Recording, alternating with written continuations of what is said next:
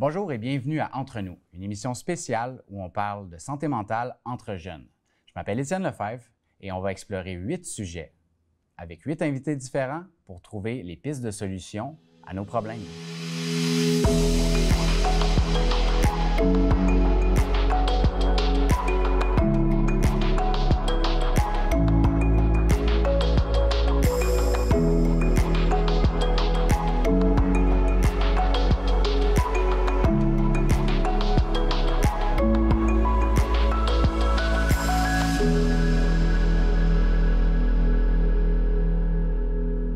Aujourd'hui, on reçoit Brian avec qui on va parler de troubles alimentaires, que ce soit de l'anorexie, de la boulimie ou encore l'excès d'exercice physique. C'est toutes des formes d'obsession de notre corps qui nous poussent à avoir des troubles alimentaires. Pour en parler plus en profondeur, on va aller voir la capsule de la Dr Christine Pagé qui va nous informer à savoir quelles sont les solutions et comment on peut s'en sortir. La jeunesse, que ce soit l'adolescence ou le début de l'âge adulte, ça amène toutes sortes de défis dans la vie. Ça amène aussi un grand questionnement au niveau de l'identité. C'est une période de grands changements, surtout à l'adolescence. Changements physiques, hormonaux, changements cognitifs, émotionnels. C'est là souvent qu'on a nos premières relations amoureuses, relations sexuelles. Ça amène donc toutes sortes de questionnements au niveau de l'identité et de changements physiques. Malheureusement, pour certains jeunes, principalement les jeunes filles, on va voir des troubles alimentaires apparaître à cette période-là. Alors, il y a différents troubles alimentaires, je vais en parler. On retrouve, premièrement, l'anorexie mentale, qui est vraiment caractérisée là, par une obsession par rapport au poids et à la nourriture, dans le sens d'en consommer le moins possible, au minimum. On va voir des jeunes qui vont prendre une pomme dans leur journée ou une barre tendre et elles arrivent à contrôler malgré la faim, parce qu'elles ressentent quand même la faim, mais malgré la faim, elles arrivent à contrôler parce que leur seule obsession, c'est de ne pas seulement de ne pas prendre de poids, même d'en perdre, en fait, souvent, et d'être le plus mince possible, voire maigre à un moment donné. Donc, c'est sûr que tout ce qui est médias sociaux, tout ce qu'on voit au niveau de la mode, des affiches, les magazines avec les mannequins très minces et tout ça, bien, ça n'aide pas à ce niveau-là. Ça met énormément de pression sociale sur les jeunes, comme j'ai principalement les jeunes filles, à vouloir être très minces, et ça peut être une des causes là, de l'anorexie qui peut avoir de graves conséquences. On va y revenir tout à l'heure. On voit aussi la boulimie.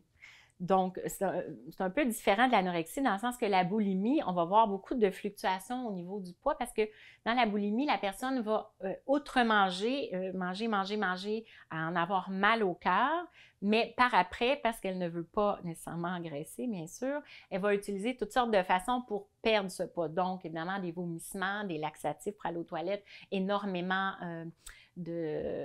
d'efforts physiques, là, d'entraînement et tout ça pour perdre le plus de poids possible, pour être en mesure après de refaire une séance de boulimie puis manger là, sans arrêt.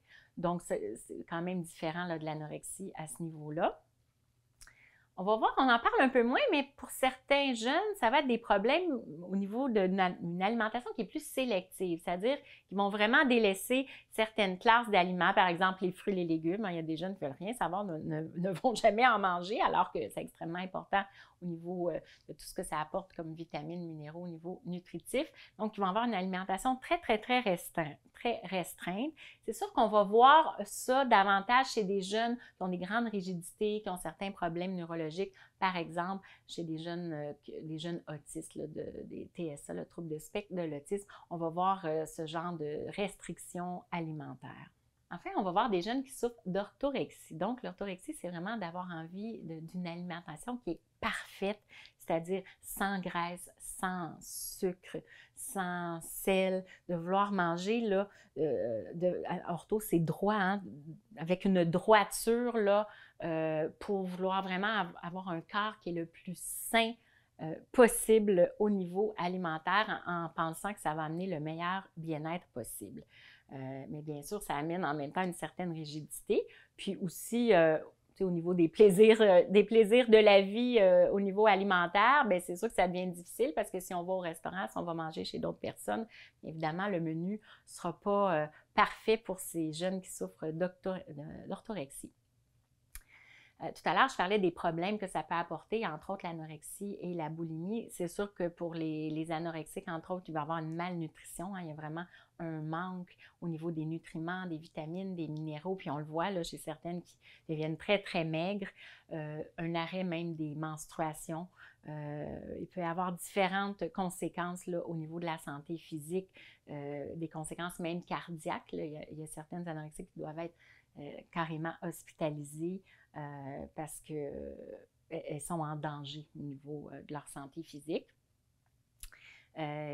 Donc, c'est ça, il va y avoir vraiment des complications médicales à ce niveau-là. Au niveau osseux aussi, il va y avoir vraiment plein de manques nutritionnels là, pour les anorexiques principalement. Au niveau émotionnel, au niveau psychologique, c'est sûr que souvent, c'est accompagné, là, entre autres l'anorexie ou la boulimie, accompagné d'anxiété, puis aussi de dépression. Souvent, on va voir beaucoup d'anxiété, de dépression chez ces jeunes-là. On ne sait pas trop qu'est-ce qui vient avant quoi, par contre, là. Est-ce que ça vient avant de développer le trouble alimentaire ou ça vient avec, après?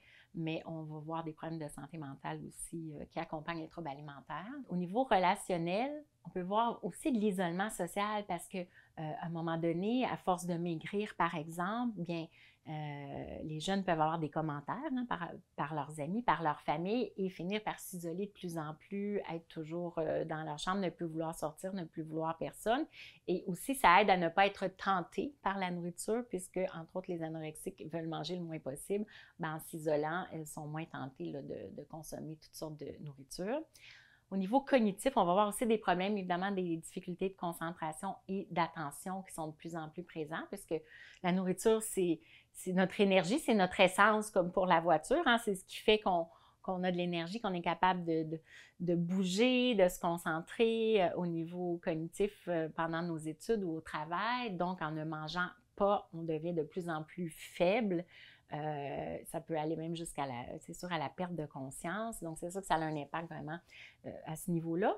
On voit aussi beaucoup de distorsions au niveau de l'image corporelle. Donc, souvent, l'anorexique, elle, quand elle se regarde dans le miroir, elle se voit grosse, même si nous, on la voit extrêmement maigre. Hein? On parle, je ne sais pas, une personne qui pèse 80 livres, elle va encore se voir grosse, elle va encore voir des bourrelets, alors qu'elle est très, très, très maigre. Comme on dit, elle n'a que la peau sur les os. Donc, il y a vraiment une distorsion au niveau de l'image corporelle chez, entre autres, principalement les anorexiques.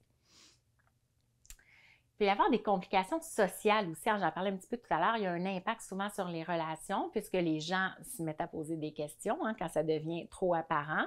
Peut-être chez les boulimiques, ça va être plus des gens qui remarquent que la personne va aller aux toilettes et les entend se faire vomir, par exemple, ou vont voir que la personne s'entraîne plusieurs heures par jour à aller courir et tout pour pouvoir perdre du poids.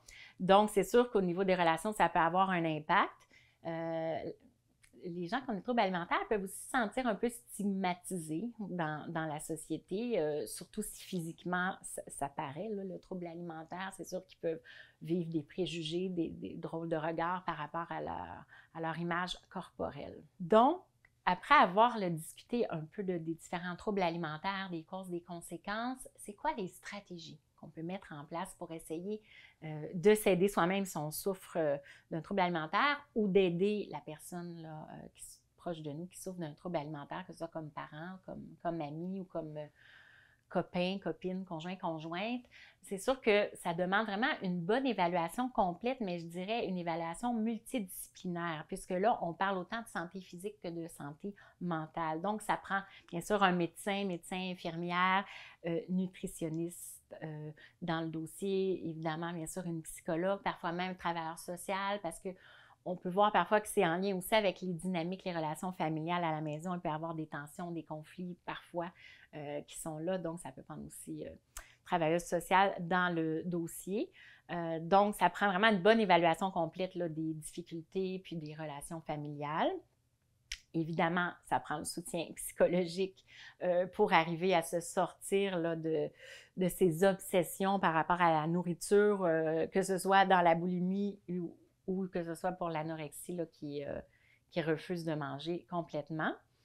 Je parlais de nutritionniste tout à l'heure, c'est vraiment important de pouvoir consulter une nutritionniste qui va nous apprendre l'importance de manger tant de portions selon notre grandeur, selon nos activités, le nombre de calories qu'on a besoin dans la journée et tout ça. Donc, de nous faire un plan, un menu santé quand même, mais pour réintégrer de plus en plus la nourriture là, de façon saine, de façon équilibrée, là, que ce soit pour l'anorexie ou la boulimie.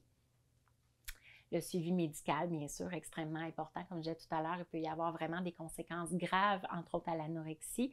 Donc, c'est vraiment important d'avoir un suivi médical pour voir au niveau cardiaque, au niveau de la tension, de la pression et tout ça, comment ça se passe pour ça.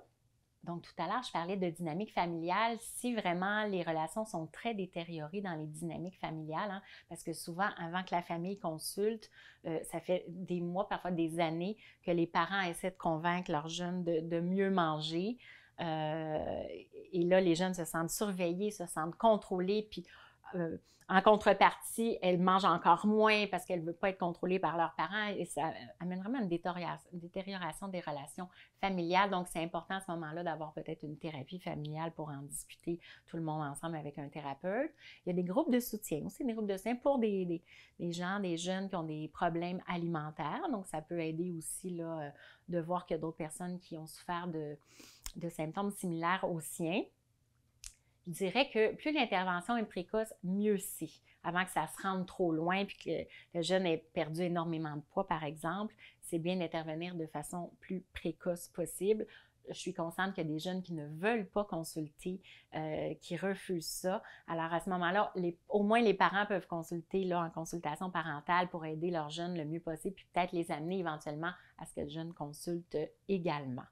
Puis c'est sûr que c'est une approche globale, hein, qu'on dit holistique, là, les troubles alimentaires, comme je disais, parce que ça touche autant la santé physique que la santé mentale.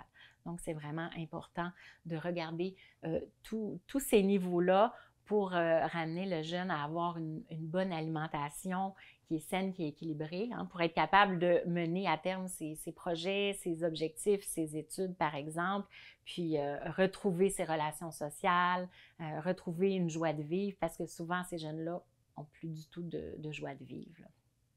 Les troubles alimentaires, qu'est-ce que ça fait? Je pense que ça nous joue un petit peu dans la tête, toute cette obsession d'avoir un corps parfait, mais d'où ça vient, ça? Est-ce que ça vient de nous ou ça vient de l'extérieur, d'une pression sociale?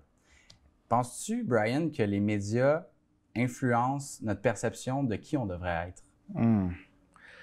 Selon moi, je pense qu'en vrai, les médias, c'est la plus grande influence, en fait, sur ce qu'on devrait être.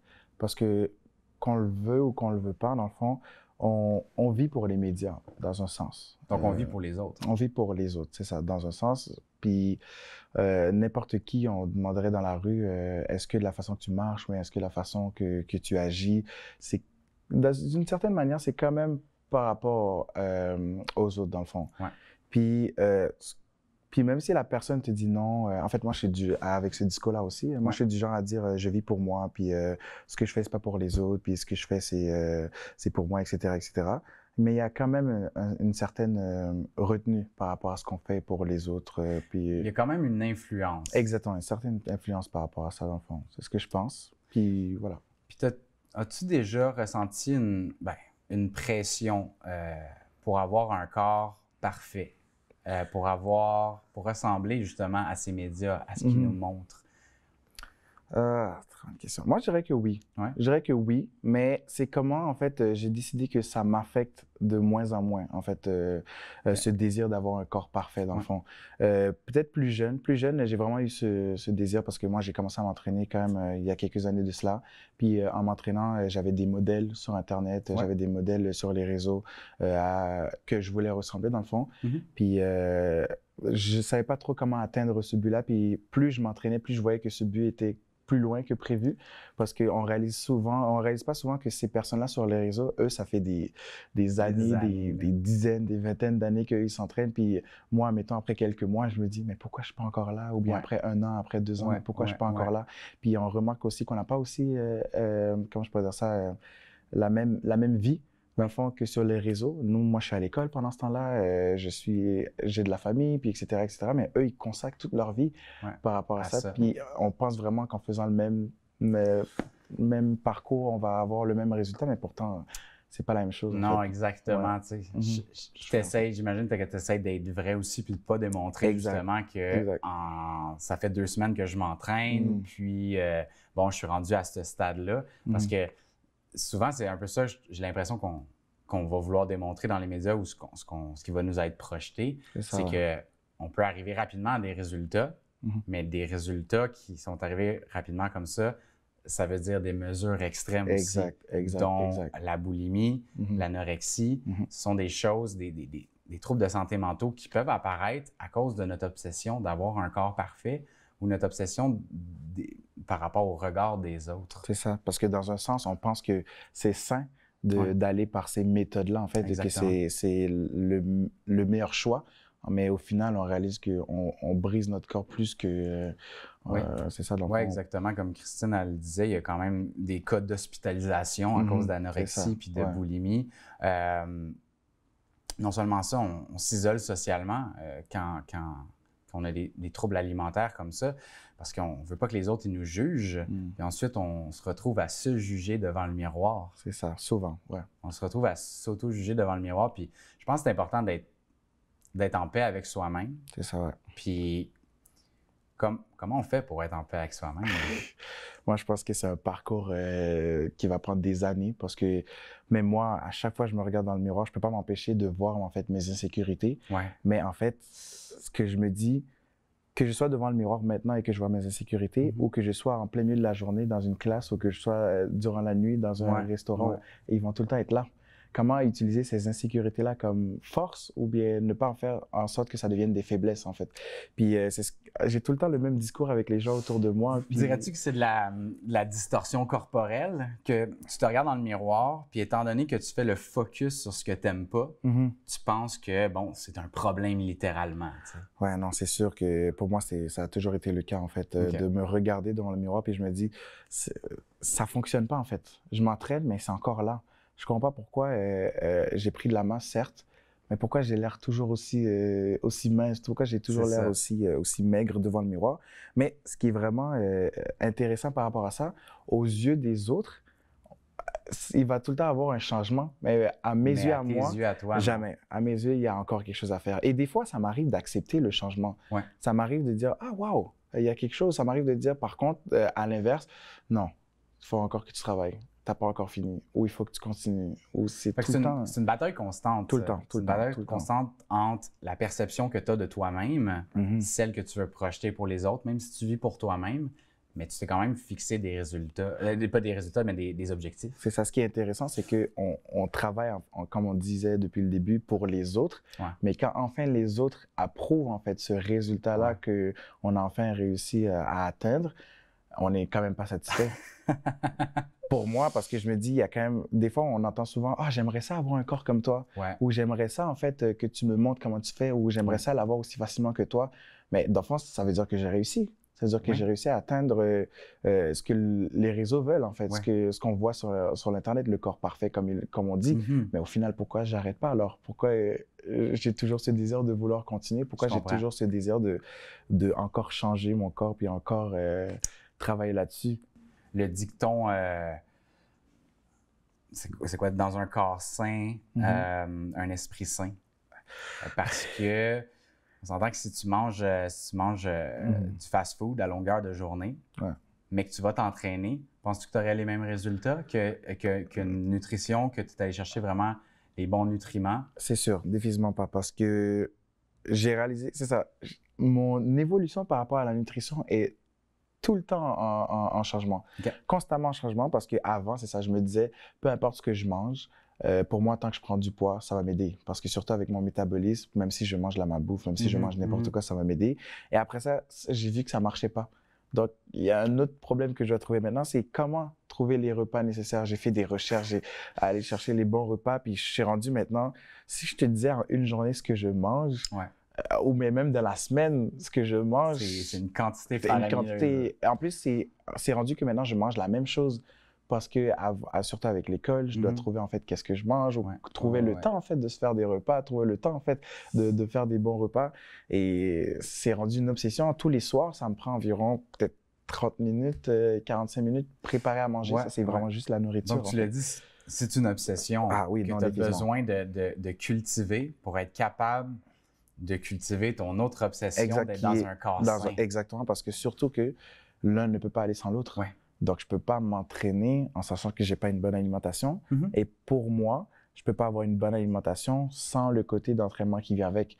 Donc, je suis comme pris dans les deux roues. Puis toi qui travailles là, beaucoup, qui étudie beaucoup en fait en ce moment, puis que ta vie est extrêmement chargée. Ah oui. Est-ce qu'il y a des moments où tu as eu plus de difficultés à avoir une bonne nutrition? Puis est-ce que tu as vu des impacts cognitifs au niveau peut-être de ta concentration, d'un taux d'anxiété qui augmenterait?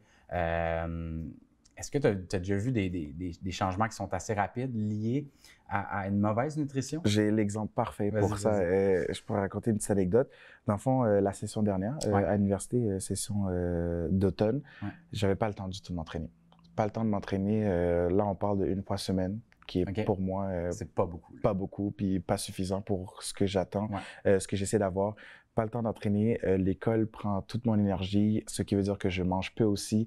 C'était une des pires périodes pour moi parce que je me sentais vraiment pas en forme, je me sentais faible, je me sentais pas en santé du tout. Puis en plus de ça, je me regardais dans le miroir, petit à petit, j'étais en train de fondre. Tous les résultats. Ça m'a pris pendant 3 mois, en sachant que je m'entraîne quand même assez régulièrement. Puis de savoir que pendant 3 mois, 4 mois, aucun résultat, puis aucun changement, puis aucun progrès, puis que je vois en plus que je suis en train de régresser physiquement et mentalement, pour moi, c'était comme une des pires périodes. Et en plus de ça, ce qui est vraiment très drôle, c'est d'entendre les autres personnes remarquer ce changement-là. Puis te le dire. Qui te le dit, en fait. Les autres personnes, c'est moi où tu as perdu du poids, c'est moi où tu as maigri, ou c'est moi où, en sachant que toute ma vie, je l'ai été, puis pour moi, c'est quelque chose de très important. Et après 3 mois, on me dit ça, en fait. C'est sûr que c'est des couteaux qui... Est-ce que c'est ça qui a fait, qui a été comme l'élément déclencheur de dire, OK, il y a quelque chose qui ne va pas, que ce soit dans mon alimentation, mon sport, il y a quelque chose qui ne fit plus dans ma vie, puis je dois m'asseoir et regarder c'est quoi qui ne fit pas pour réussir à justement passer aux prochaines étapes. C'est exactement ce que j'ai fait, en fait, parce que j'ai l'impression que cette session-là que je viens de passer m'avait pris par surprise et que je savais pas trop comment faire pour incorporer, en fait, l'entraînement avec la nourriture puis tout ça dans mon quotidien pour faire en sorte que ça devienne, enrichissant puis bénéfique pour moi.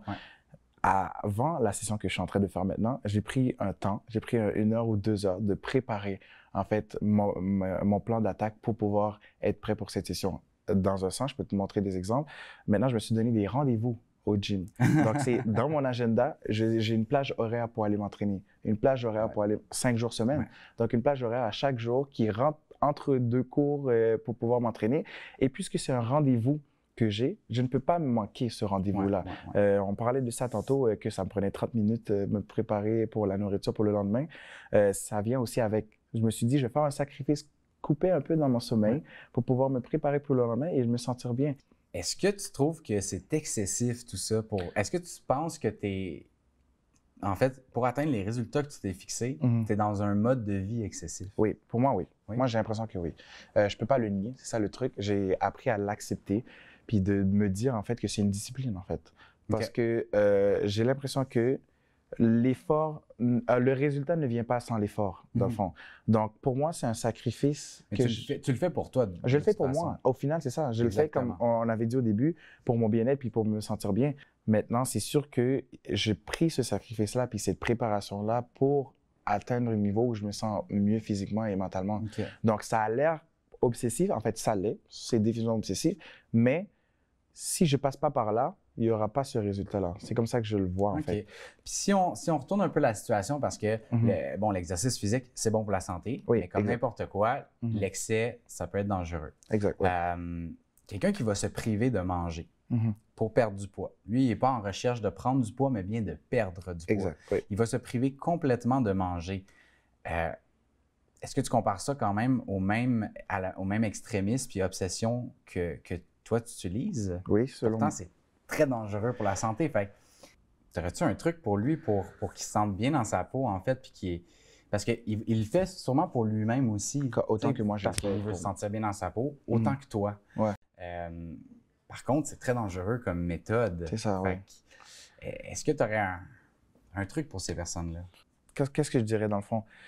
Parce que quand on va dans l'excès, puis quand on va essayer d'avoir le résultat rapidement, c'est là que ça devient excessif, puis Et c'est là que ça dangereux. devient dangereux dans le fond. Parce que, admettons, j'ai beau manger énormément tous les jours, j'aurai pas le résultat dans une semaine ou bien vendredi prochain. Je sais pas, non. Non. C'est une question en fait, d'y aller étape par la fois. Puis ça va autant pour les gens qui veulent perdre du poids. D'y aller une étape à la fois. En plus, c'est lutter contre son corps. J'ai réalisé que, admettons, manger trop ou manger pas assez, c'est vraiment lutter contre son corps. C'est qu'on a l'impression de faire ça pour le bien de notre corps, mais au final, on va à l'encontre de notre corps. Dans le sens que les gens qui ne mangent pas, à la fin, quand on va commencer à manger, puis ton corps va être comme « Ah, t'as pas l'habitude de venir à manger, puis là, maintenant, je vais devoir comme le prendre. » Moi, c'est la même chose quand je mange énormément. Parce que à partir du moment que j'arrête de manger, mon corps est comme « Mais il est où la nourriture que tu me donnes tous les jours? La quantité que tu me donnes énormément tous les jours, c'est où? » Mais c'est la même chose. Tu m'en donnes pas assez, mais c'est où la petite quantité que tu étais censé me donner? Donc, en y allant étape par étape, ça nous permet de, comment dire, mieux régulariser notre corps. Puis, quelque chose que j'entends souvent, c'est notre corps, il est paresseux, dans le fond.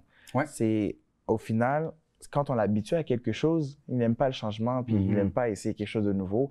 Mais en donnant petit à petit, puis en y allant étape par étape, c'est là qu'on peut se permettre, en fait, de modifier ce qu'on cherche, puis le résultat, puis de faire une meilleure transition pour moi. Puis d'y aller étape par étape, comme je l'ai fait, en fait. C'est quoi les ressources qui s'offrent aux gens qui ont des obsessions alimentaires? Très bonne question. Moi, je dirais les recherches sur vous, parce que moi, je le prends pour moi aussi, parce que il y a le côté perte du poids, puis il y a le côté prise de masse aussi. Selon moi, c'est les deux problèmes, parce qu'on essaie d'avoir un physique particulier, puis on essaie d'y aller par un moyen qui est sensiblement pareil. Manger trop ou manger pas assez. Donc, c'est en faisant des recherches, en fait, que moi-même, j'ai pu développer que ça me servait à rien de manger de la malbouffe ou bien de manger n'importe quoi tous les jours. Donc, en faisant ces recherches-là, j'ai compris que, OK, c'est comme ça que mon corps, il fonctionne. On vit dans ce corps-là, mais pourtant, on réalise qu'après, j'ai 22 ans, donc on réalise qu'après, comme 20 ans, on n'a jamais compris comment notre corps fonctionne. Non. Donc, c'est ça, en fait, quand on prend le temps, en fait, de prendre un step back, de s'asseoir et de juste écouter son corps, puis de juste prendre, en fait, un regard plus large. Mais tu respectes aussi ton corps puis tes limites là-dedans. C'est ça. Ça fonctionne avec mon corps. Exactement. Mais pour moi, si j'avais ces connaissances-là plus jeunes, j'aurais pu, admettons, ne pas m'inquiéter quand ça fonctionnait pas. Quand ça fonctionnait pas tomber peut-être dans, justement, essayer des affaires plus excessives qui peuvent être dangereuses. Aller dans la déception, aller dans cette espèce de sentiment d'échec. C'est souvent là qu'on va décider, OK, bon, cette méthode-là, elle fonctionne pas, puis ça a pris trop de temps. Fait que là, ben, j'arrête de manger pendant une semaine parce que je veux perdre vraiment mes 10 livres. Mais ça, c'est extrêmement dangereux. Puis de comprendre que le corps, c'est sur le long terme qu'on s'adapte, puis qu'on peut arriver avec des résultats, comme la plupart des résultats dans la vie, c'est sur le long terme qu'on les long terme. C'est ça qu'on réalise. Puis ça m'a pris du temps à réaliser ça. De réaliser que non, c'est sur le long terme. J'ai peut-être perdu ces 10 livres-là, mais est-ce qu'en ce moment, je me sens bien? Je ressemble à quelqu'un qui a perdu 10 livres en moins, mais est-ce que j'ai cette énergie-là pour suivre en classe? Mentalement, exactement. Est-ce que je le sens? Ou même moi aussi, pareil, j'ai pris ces masses-là, certes, mais est-ce que je me sens nécessairement bien ou physiquement, je vais être comme, waouh, il y a quelque chose. Mais en même temps, je suis pris là-dedans, je suis comme, OK, maintenant que je l'ai atteint, qu'est-ce que je fais? C'est ça. OK, super. Ben, merci beaucoup d'avoir participé à cette émission. Pour vrai, c'était vraiment intéressant de voir comment une obsession peut aussi être une discipline, peut être saine et malsaine. Autant, oui. Puis que je pense qu'en conclusion, ce qu'on peut dire, c'est que accepte qui que t'es, accepte comment ton corps fonctionne. Vas-y étape par étape. Tout ce qui est drastique et dangereux. Puis de t'écouter. C'est ça, c'est souvent l'excès qui est trop. Puis c'est ça que j'aime en fait. Exactement. Apprends à écouter. Écoute ton corps. Ça, je finis avec ça. Merci beaucoup, Brian. Avec plaisir. On se revoit pour un prochain épisode sur la santé mentale entre nous.